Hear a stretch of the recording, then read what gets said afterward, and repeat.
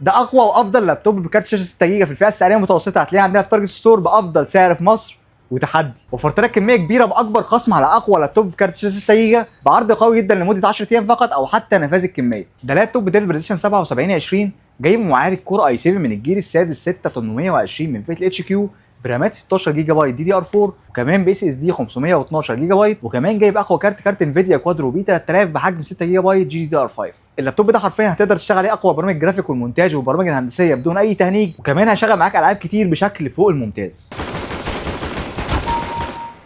Well, you're right. He didn't know it was going to be offside, and that was a shocking miss.